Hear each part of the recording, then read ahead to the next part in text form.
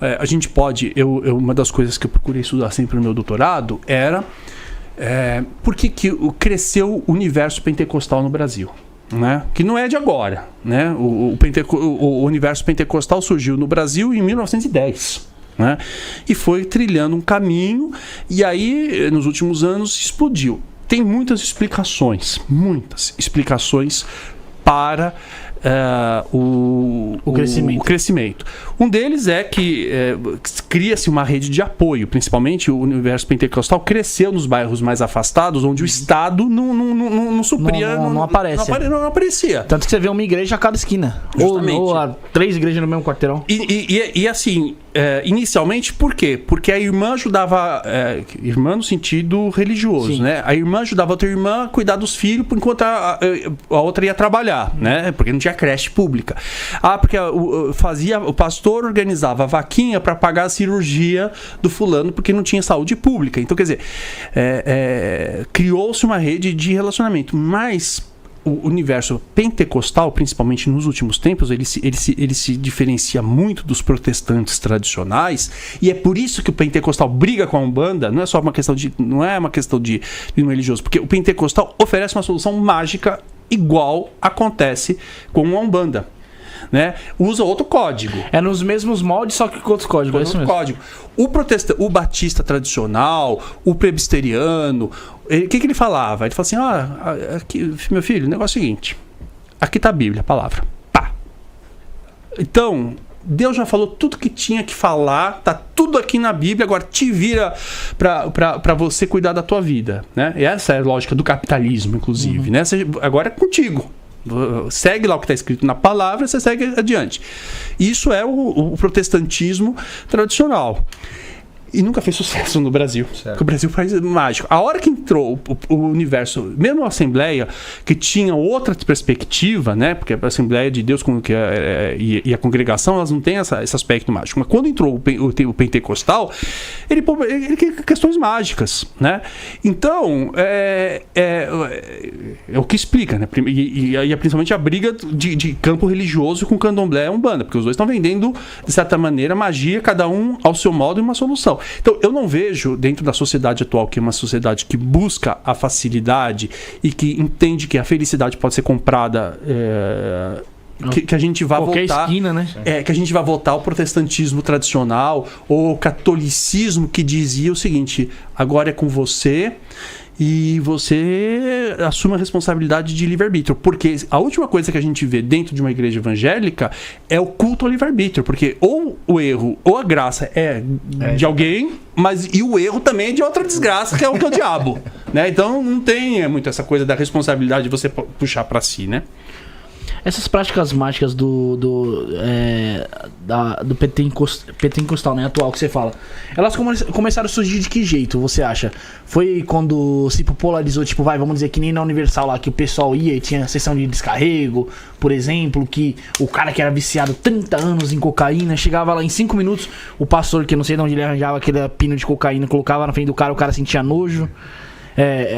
Foi a partir dali? Ou você não acha que isso aí é um ato mágico? É mais um ato pra aprender mesmo as pessoas ali? Não, eu tava conversando com o Renato sobre a história da interpretação de Bíblia antes de começar o podcast. Como eu falei pra vocês, o protestante antigo, o que ele entendia? Se você chama um pastor presbiteriano, metodista, para ver um culto pentecostal, ele morre de catapora lá, porque ele vai falar: o que está acontecendo isso? Porque ele entende o seguinte, que o protestantismo é um salão, uma música que te eleva o espírito, a leitura da palavra e a oração, ponto. Porque para ele Deus só viria lá na frente, né? Então, e deixou a palavra para você resolver a sua vida. Sim. O universo pentecostal que surge nos Estados Unidos traz a história de que Deus continua falando com o sujeito através do Espírito Santo. Então, já começa daí, porque o aspecto mágico significa o quê? Que o Espírito Santo tomou conta de você. Né? E aí você começa a falar a língua dos espíritos, né? Você começa a ter manifestações de estado alterado de consciência já no surgimento, no início do século XX. Ponto. Depois surge, lá para os anos de 1940, nos Estados Unidos, a teologia da prosperidade. O que é a teologia da prosperidade? A teologia da prosperidade diz o seguinte, que Cristo já consegue redimir todas as misérias do ser humano, doença, pobreza, né, infelicidade. 2, que você precisa testemunhar isso. Então, a teologia da prosperidade, que as pessoas pensam que é só ligada à questão de dinheiro, não é. A teologia da prosperidade, ela está ligada na resolução de todos os problemas humanos, doença, infelicidade conjugal, etc. Ela começa a tomar conta em diferentes igrejas pentecostais, porque é a igreja onde se manifesta o Espírito Santo, e aí toma conta dos televangelistas, né? Eu era criança, tinha o Rex Humber, que passava no SBT lá, vocês nem tinham nascido ainda, em 1980. E o Edir Macedo traz. Aí o Edir Macedo traz, em 1977, com a fundação da Igreja Universal, ele consegue organizar. E o crescimento da Igreja Universal, ele se dá justamente o quê? Na briga com as religiões de matriz africana. Sim, aquele embate, né? Os primeiros livros deles só falam disso. Então, todo esse aspecto mágico, ele tomou conta do Brasil. Porque o movimento evangélico brasileiro, por exemplo, Brasil para Cristo, era outra coisa em 1900, que era muito grande, mas não tinha nada a ver. Mas a Igreja Universal consegue mudar o perfil, basicamente, de toda o universo pentecostal no Brasil.